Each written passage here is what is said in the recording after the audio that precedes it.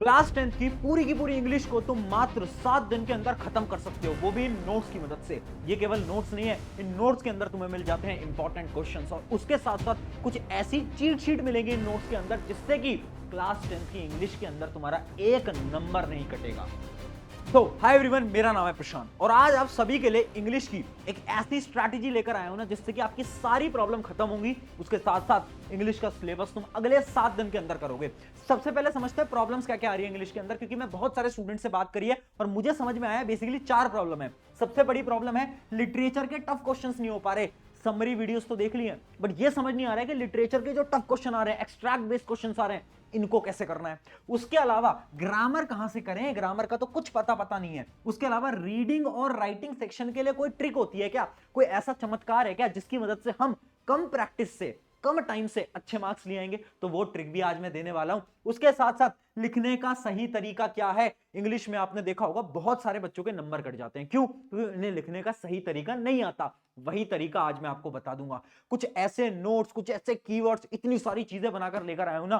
पूरी टीम ने बहुत मेहनत करी है ये सारी चीजें बनाने के लिए और आज मैं लेकर आ गया हूं। आई होप इससे आपके इंग्लिश के पेपर में बहुत मदद होगी। एक एक करके स्टार्ट करते हैं। सबसे पहले स्टार्ट करते हैं आपकी लिटरेचर स्ट्रैटेजी। देखो, सबसे पहले लिटरेचर बहुत इंपॉर्टेंट पोर्शन है, सबको पता है। अब यहां पर समझना लिटरेचर पढ़नी कैसी है। एक सिंपल सा रूल अपने दिमाग के अंदर फ्लो करो। क्या? सबसे पहले उठाओ समरी वीडियो। समरी वीडियोस क्या होती हैं? ये वो वीडियोस होती हैं जो कि तुम्हें यूट्यूब पे मिलेंगी। आप देख सकते हो कि पूरा जो आपका चैप्टर होता है ना इंग्लिश के अंदर, उसकी पूरी समरी एक वीडियो में आपको मिल जाती है। 15-20 या फिर आधे घंटे की बड़ी आसान सी वीडियो होती है, वो आपको देखना है। अब देखने से काम खत्म नहीं होगा। बहुत सारे बच्चे गलती क्या कर रहे हैं, बस समरी वीडियो देख रहे हैं और क्वेश्चन प्रैक्टिस कर रहे हैं। वो नहीं करना है हमें। उसके बाद करने हैं नोट्स। अब नोट्स कौन देगा? मैं तुम्हें नोट्स दूंगा। नोट्स के अंदर तुम्हें क्या क्या मिलेगा? नोट्स के अंदर तुम्हें समरी तो मिलेगी, रिटर्न समरी। उसके साथ साथ तुम्हें उसके अंदर मिलेंगे एक्सट्रैक्ट बेस्ड क्वेश्चंस। उसके साथ साथ आजकल तुमने देखा होगा बोर्ड एग्जाम ना कैरेक्टर स्केच पूछ रहा है ना। बहुत सारे कैरेक्टर होते हैं ना तुम्हारी कहानियों के अंदर, उसके कैरेक्टर स्केच पूछ रहा है। तो वो कैरेक्टर स्केच के भी सवाल में लेकर आ गया हूं, है ना। तो आपकी जो दोनों बुक्स हैं, उन दोनों के मैं नोट्स आपके लिए लेकर आया हूं। पहली जो आपकी बुक है वो है फर्स्ट फ्लाइट, इसके भी पूरे नोट्स हैं। उसके अलावा जो आपकी दूसरी बुक है फुटप्रिंट विदाउट फीट, इसके भी पूरे नोट्स हैं। दोनों के बना दिए हैं। अब तुम्हें लग रहा होगा भैया ये कैसे नोट्स है, इंग्लिश में कौन नोट्स पढ़ता है? मैं बोल रहा हूं पिछले साल भी ऐसे कुछ नोट्स दिए थे, बच्चों की मदद हुई थी। समझना, इन नोट्स की मैं थोड़ी सी झलकियां दिखा देता हूं कि नोट्स आखिर दिख कैसे रहे हैं। बहुत प्यार से, बहुत मेहनत से बनाया है यार, है ना। अगर मैं बात करूं फुटप्रिंट विदाउट फीट की, तो इसके अंदर आप देख सकते हो पहले इंडेक्स वगैरह आपको दिख जाएगा। उसके अलावा अब आप देखो फ्लो क्या है नोट्स के अंदर। सबसे पहले हमने क्या पढ़ा है, पूरा का पूरा जो स्टोरी है ना, वो स्टोरी लाइन हमने पूरी की पूरी लिख दी है। अब आपको वापस से अपनी जो किताबें हैं ना जिनके अंदर इतनी मुश्किल इंग्लिश है, वो पढ़ने की जरूरत नहीं है। अब आसान इंग्लिश से पूरी की पूरी स्टोरी समझ सकते हो, बट उससे पहले आपको एक बार वीडियो लेक्चर देखना पड़ेगा, ठीक है। उसके बाद क्या है, हमने डाल दिए हैं एक्सट्रैक्ट बेस्ड क्वेश्चन। देखो, एक्सट्रैक्ट बेस्ड क्वेश्चन डाले हैं जो कि आपके पेपर के अंदर आजकल बहुत बार पूछे जाते हैं। तो पूरे के पूरे मोस्ट इंपॉर्टेंट क्वेश्चन डाल दिए। उसके अलावा टॉप 10 पीवाईक्यूज, देखो ये कुछ वो प्रीवियस ईयर के रिपीटेड क्वेश्चन है जो कि बार बार पूछे जाते हैं, तो वो भी डाल दिए। ये सारी चीजें मिल रही हैं आपको इसके अंदर। तो इस प्रकार से हमने करा है सारे चैप्टर्स के लिए। ये तो आपकी एक बुक है, एक बुक नहीं, और भी जो दूसरी बुक है उसका भी हमने कर रखा है। जो आपकी फर्स्ट फ्लाइट है उसके लिए भी हमने बना रखा है। तो दोनों बुक के लिए ये सेम चीज बन चुकी है। इन नोट्स के अंदर आपको क्या करना है, आपने वीडियो देखी, वीडियो के बाद आपको क्या करना है, यहां से समरी पढ़नी है फटाफट से। फिर कैरेक्टर स्केच वाले जो क्वेश्चन है वो करने हैं। यहां पर हमने देखो कैरेक्टर्स लिख भी रखे हैं। जो कैरेक्टर्स है ना वो हमने यहां पर लिख भी रखे हैं, जैसे कि हरी सिंह, अनिल, यहां पर कैरेक्टर है ना। कैसे है वो, उनका पूरा थीम हमने लिख रखा है ना। तो सारी चीजें। उसके अलावा लास्ट में मॉरल ऑफ द स्टोरी भी लिखी है, क्योंकि बार बार पेपर के अंदर मॉरल पूछता है, इनडायरेक्टली पूछता है बट पूछता बहुत बार है। तो यहां मॉरल भी लिख दिया है। भाई बहुत मेहनत करी है यार ये बनवाने में। एंड मतलब ये फ्री में दे रहे हैं सबको, सबको फ्री में। अपने दोस्तों के साथ शेयर कर देना डिस्क्रिप्शन में। बट अभी वीडियो पूरी नहीं हुई है क्योंकि बहुत और भी चीजें हैं, सिर्फ इतना नहीं है। तुम्हें लग रहा है कि अच्छा इतना बनवाया, नहीं, प्रशांत भैया आए हैं यानी बहुत कुछ लेकर आए होंगे। तो ये तो होगी नोट्स की बात। आई होप नोट्स का आपको सारी चीजें क्लियर हो गया होगा। अब वापस से आते हैं। अब देखो भाई प्रॉब्लम क्या है ना, अगली प्रॉब्लम ये है कि भैया लिटरेचर में सब कुछ पढ़ लेते हैं, ठीक है, आपके नोट्स भी पढ़ लिए, क्वेश्चन भी अटेम्प्ट कर लिए, बट लिखने का तरीका क्या है वो कैसे सीखें। अब मैं बताता हूं। मैंने करी बहुत सारे टॉपर से बात और सभी टॉपर ने एक स्ट्रैटेजी बताई। स्ट्रैटेजी का नाम क्या है, द कीवर्ड स्ट्रैटेजी। ये क्या होती है कीवर्ड स्ट्रैटेजी? क्या होती है कि जब भी आप इंग्लिश के अंदर आंसर लिख रहे हो ना, तो आप कुछ ऐसे वर्ड्स का यूज करो जो कि आपके बुक के अंदर है। आपने देखा बुक के अंदर कुछ टफ वर्ड्स होते हैं, थोड़ी भारी इंग्लिश वाले शब्द होते हैं, तो वो जो शब्द होते हैं ना, वो आप जब लिख रहे हो ना, तो आंसर्स के अंदर उन वर्ड्स को यूज करो जिनको हम बोलते हैं कीवर्ड। हम गलती क्या करते हैं ना, हम सोचते हैं कि ठीक है हमने समरी पढ़ ली और एग्जाम में आंसर्स तो खुद से बनाकर लिख ही आएंगे, बट उसमें प्रॉब्लम क्या है ना कि तुम खुद से बनाकर तो लिख के आते हो, बट एग्जामिनर जब चेक कर रहा है ना तुम्हारी कॉपी, तो उसे मजा नहीं आ पा रहा है, जिस वजह से वो आपके आधे एक नंबर काट लेते हैं। अब इसका क्या सोल्यूशन है, कीवर्ड स्ट्रेटेजी हम कैसे फॉलो करें? कुछ वर्ड्स होते हैं और हर एक चैप्टर के वो जो इंपॉर्टेंट वर्ड्स है ना, वो भी मैं तुम्हारे लिए लेकर आ गया हूं, जैसे कि मैं आपको दिखा देता हूं यहां पर।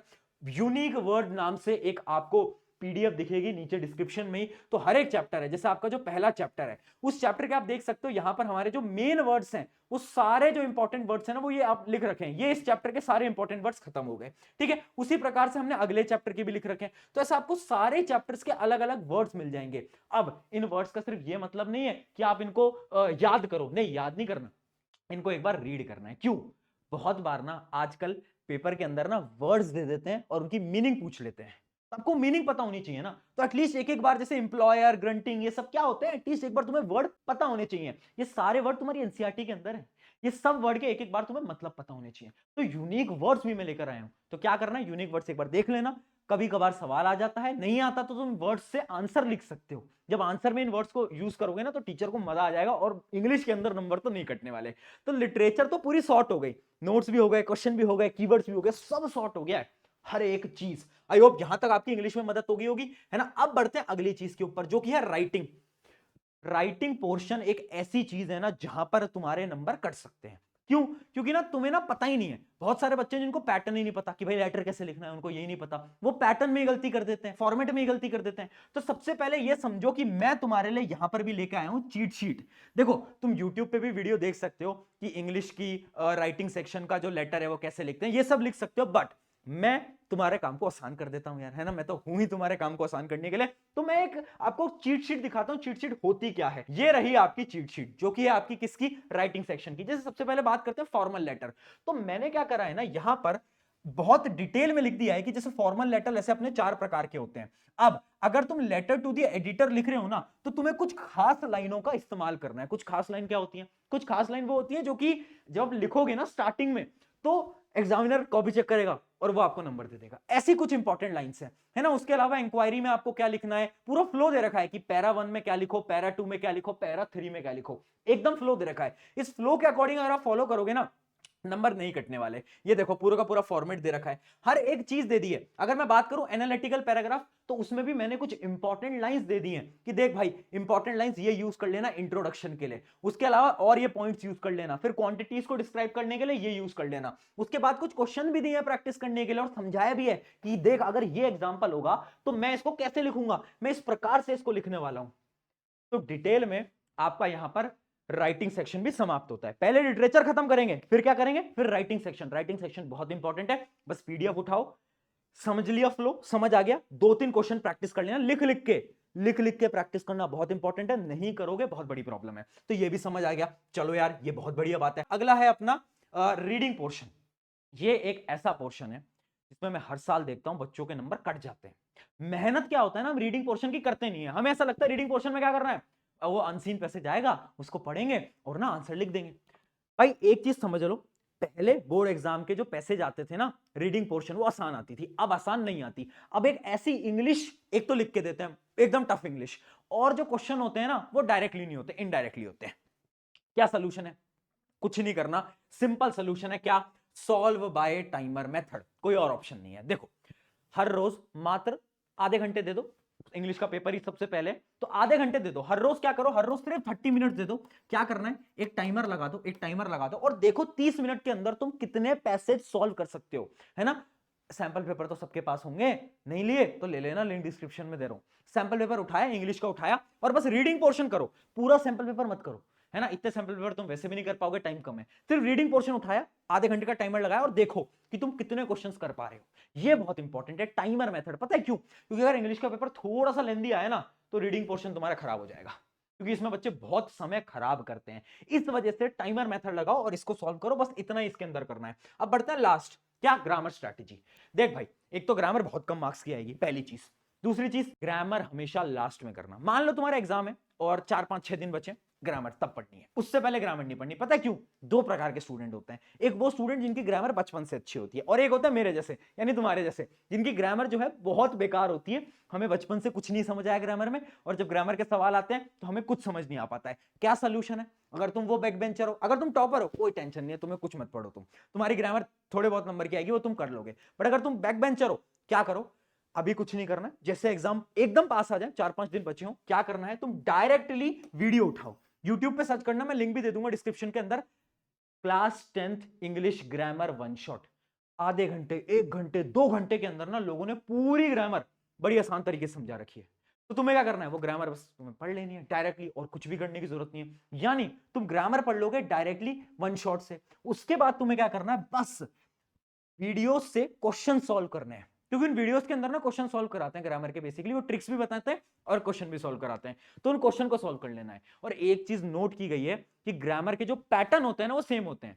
अगर आपने क्वेश्चन सॉल्व करे, मान लो आपने 50-60 क्वेश्चन सॉल्व करे, तो वैसे ही सेम सवाल आ रहे होंगे तुम्हारे पेपर के अंदर।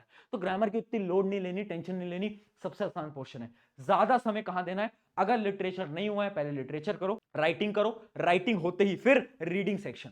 रीडिंग सेक्शन को टाइम देना है डेली 30 मिनट, तो उसके बाद डायरेक्टली आ जाओ ग्रामर की तरफ। ग्रामर में तुम्हें बता चुका हूं कैसे पढ़ना है। ये आपका पूरा का पूरा फ्लो था। नोट्स दे दिए, इंपॉर्टेंट टॉपिक, क्वेश्चन सब दे दिए, है ना। उसके अलावा यूनिक वर्ड्स दे दिए कि आंसर लिखना कैसे, उन वर्ड्स के मीनिंग तुम्हें पता होना चाहिए, बस एक बार रीड कर लेना, ठीक है। इतना कुछ कर रहा हूं यार, एक कमेंट कर देना आज, इंग्लिश फोड़ेंगे, इंग्लिश फोड़ेंगे, ये कमेंट चाहिए आज मुझे। क्यों? क्योंकि जब हमारी टीम इतना जज्बे जुनून से मेहनत कर सकती है, आई वांट कि यार तुम्हारे एग्जाम अच्छे जाएं, है ना, क्योंकि एंड गोल मेरा भी वो है। और देख यार, मुझे तुझ पे विश्वास है, मुझे पता है तू कर सकता है, तू कर सकती है, खुद पे भरोसा मत खो, अभी बहुत समय हो जाएगा, रियलिटी में हो जाएगा। लोगों ने पिछले साल भी करा, तुम करोगे, तुम कर सकते हो। ऑन दिस नोट, शुक्रिया एवरीवन, मेरा नाम है प्रशांत। जाओ फटाफट से जाकर पढ़ाई करो। अब नोट्स डिस्क्रिप्शन में डाउनलोड कर लेना, अपने दोस्तों को शेयर कर देना। बाय।